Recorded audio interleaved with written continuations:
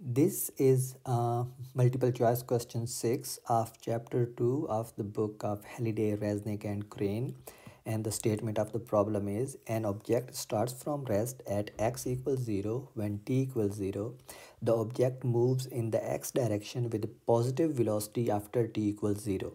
The instantaneous velocity and average velocity are related by और हमारे पास चार ऑप्शन दिए हुए हैं।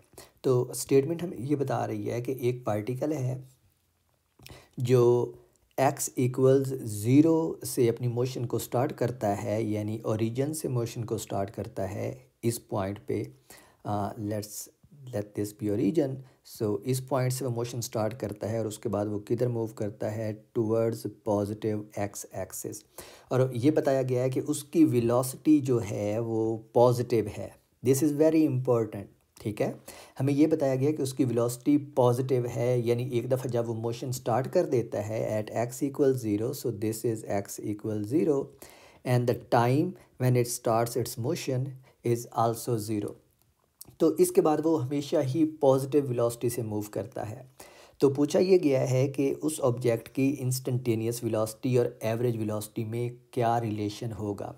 तो इंस्टेंटेनियस वेलोसिटी जो होती है हमारे पास वो डिस्प्लेसमेंट का डेरिवेटिव होता है। So instantaneous velocity is instantaneous velocity, जिसको आप वी एक्स से रिप्रेजेंट करते हैं, ये होता है हमारे पास D X divide by D T. और जो एवरेज वेलोसिटी है उसको आप रिप्रेजेंट करते हैं total displacement divide by total time. तो जो एवरेज वेलोसिटी आती है हमारे पास वो है total displacement, let's call that x divide by total time, let's call that T. और यही क्वांटिटीज़ हमारे पास दी हुई हैं इन चारों ऑप्शंस में। लेकिन मैंने कहा कि जो सबसे इम्पोर्टेंट पॉइंट है वो ये है कि ऑब्जेक्ट पॉजिटिव वेलोसिटी से मूव करता है। ठीक है, इसका सिर्फ मतलब ये है कि जब object along x axis move कर रहा है इस डायरेक्शन में, तो उसकी जो वेलोसिटी है वो पॉजिटिव है। ये कम हो सकती है, ज़्यादा हो सकती है, it can be constant but it always stays positive. So this is the only condition that we are given कि वेलोसिटी जो है वो पॉजिटिव है।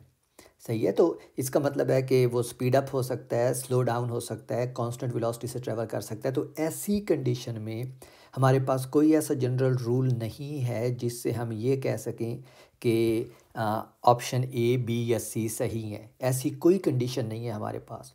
यानी हम ये भी हो सकता है कि उसकी जो इंस्टेंटेनियस वेलोसिटी है वो एवरेज वेलोसिटी से ज़्यादा हो, उसकी यूँ भी हो सकता है कि जो इंस्टेंटेनियस वेलोसिटी है वो एवरेज वेलोसिटी से कम हो, या फिर यूँ भी हो सकता है कि वो दोनों बराबर हों। इसका मतलब है कि हमारे पास जो सही ऑप्शन है फिर वो ऑप्शन डी है। लेकिन अगर ये क्वेश्चन यूँ पूछा जाता कि उसके ये पॉजिटिव वेलोसिटी की बजाय ऑब्जेक्ट जो है वो यूनिफॉर्म या कांस्टेंट पॉजिटिव वेलोसिटी से मूव करता है, तो फिर हमारे पास ऑप्शन बी सही होता, क्योंकि जब ऑब्जेक्ट यूनिफॉर्म पॉजिटिव वेलोसिटी से मूव करता है तो उसकी इंस्टेंटेनियस वेलोसिटी और एवरेज वेलोसिटी दोनों बराबर होते हैं।